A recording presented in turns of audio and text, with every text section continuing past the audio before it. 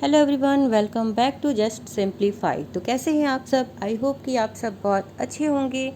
तो कल था मेरा मंडे का फास्टिंग, सोमवार का व्रत रखा था मैंने। तो आज मैं सुबह सुबह उठ के जल्दी से झाड़ू वगैरह करके बच्चों को स्कूल भेजा मैंने। उसके बाद मैंने पूजा किया और अब आ गई हूँ मैं किचन में, और यहाँ पे मैंने चढ़ाई है चाय अपने लिए। और आज के ब्लॉग में मैं आपके साथ शेयर करने वाली हूँ डोसा की रेसिपी। तो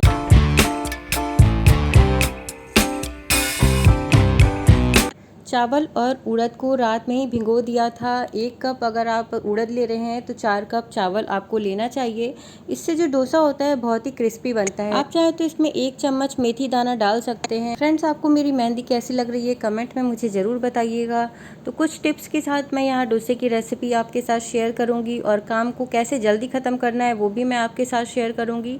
तो सुबह का टाइम है। सबसे पहले मैंने कुकर में आलू डाल दिए हैं। आलू को बॉयल होने में टाइम लगता है और आलू को चढ़ाने में बिल्कुल भी टाइम नहीं लगता है। बस आलू को धोइए और कुकर में पानी के साथ डाल के बैठा दीजिए। जब तक आपका आलू बॉयल होगा तब तक आप दूसरे भी काम कर सकते हैं।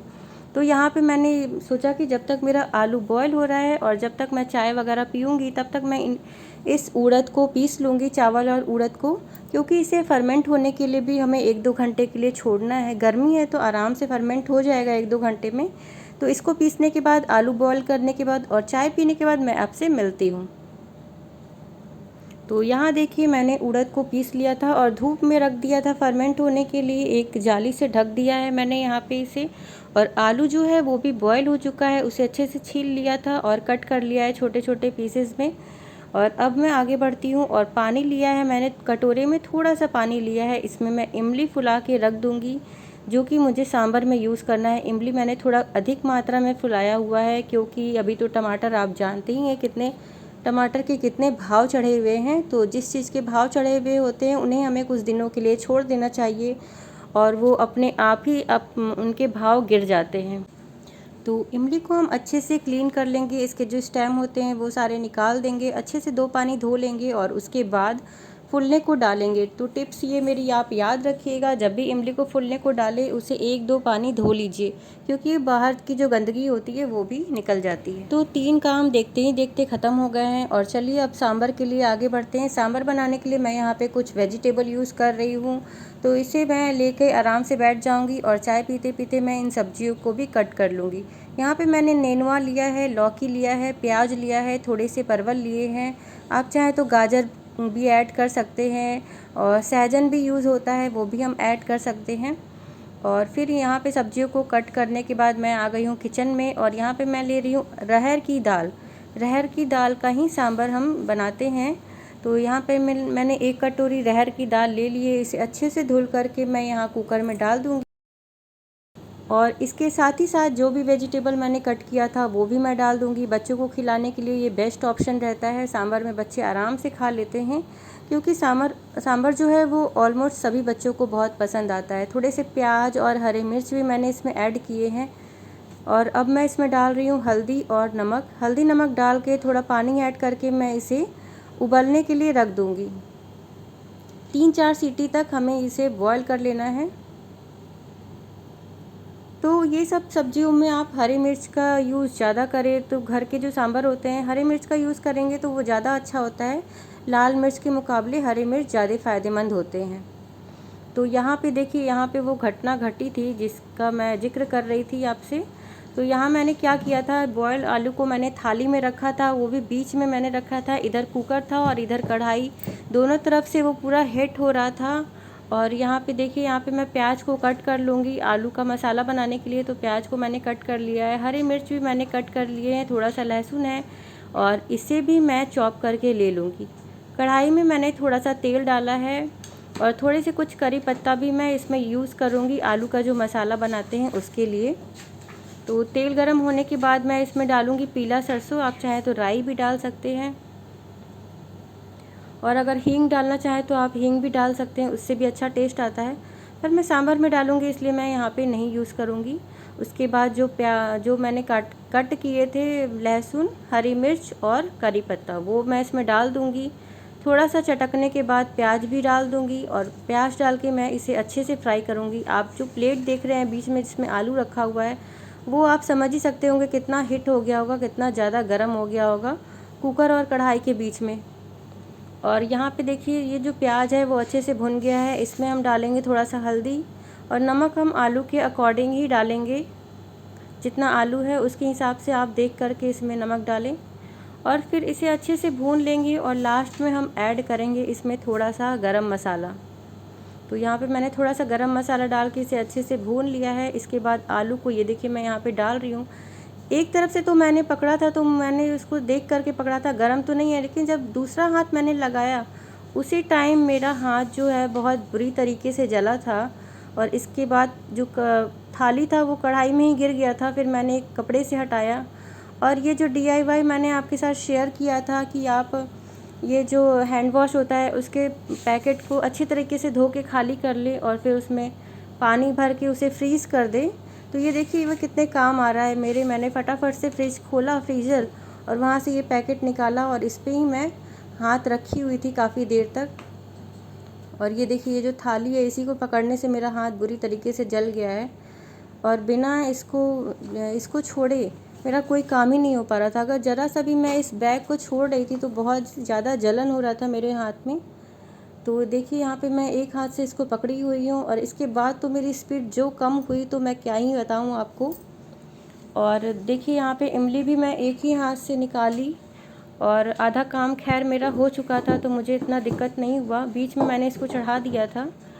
और इमली को हमें थोड़ा पकाना है पानी डाल के। इसमें हम डालेंगे सांभर मसाला, साथ में 1 चम्मच लाल मिर्च भी मैंने डाला था। और सांभर मसाला थोड़ा अधिक डालिएगा, इससे सांभर का टेस्ट जो है बहुत ही अच्छा आता है। इमली का भी पल्प आप थोड़ा अधिक मात्रा में लीजिएगा।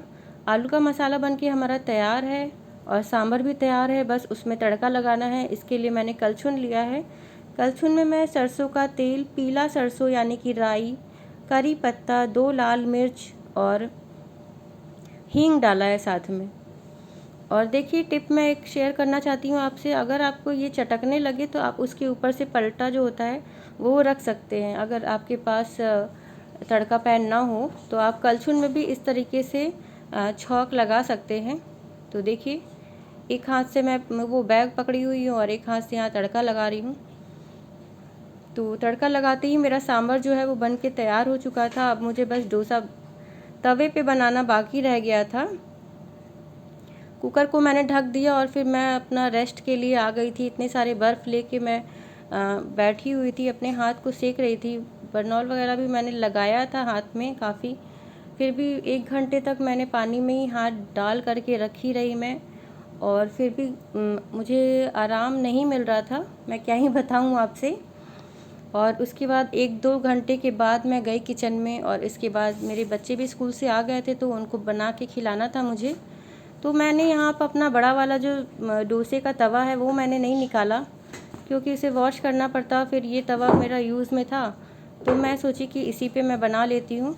तो घोल में मैंने थोड़ा सा नमक डाला है, पानी ऐड नहीं करना है बिल्कुल भी। बस इस घोल को थोड़ा सा डालिए और कटोरी को बिल्कुल भी आपको उठाना नहीं है तवे से, बस उसी पे आपको धीरे धीरे से राउंड राउंड कर देना है। और इसके बाद थोड़ा सा रिफाइंड वगैरह जो भी आप डालना चाहें डालिए, मसाला लगाइए, उलट पलट के आपका डोसा बन के तैयार हो गया है। साथ में मेरा प्रोग्राम था थोड़ा चटनी वगैरह बनाने का, लेकिन मैं हाथ जलने की वजह से कुछ भी नहीं कर पाई एक्स्ट्रा। और जो मुझसे हुआ बस मैंने वही किया।